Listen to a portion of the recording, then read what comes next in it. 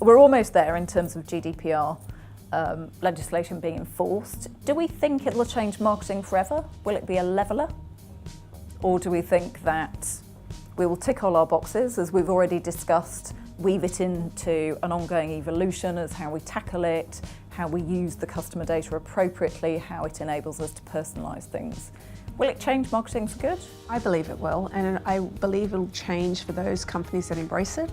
And they're the ones that embrace it effectively going to be able to create a competitive advantage for themselves versus those that outsource it, those that are not focused, that are ticking the box. So I feel it's a real differentiator in the marketplace today to personalise those experiences, to be able to really understand what customers are looking for, and you're matching your products and services to those needs.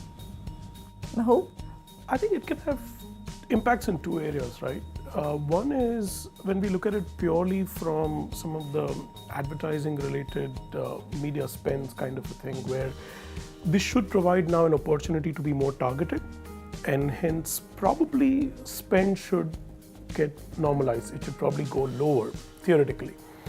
And that could then open up an opportunity for, I would say, even smaller organizations who may not have the same muscle power to go behind a wide audience to make the impact that they need to. So sort of to your point on is it a leveler? It can actually play that role if it comes into play.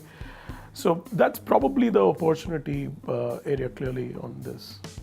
Liz, I know as a rule you see GDPR as a good thing for marketing. Is it a leveller?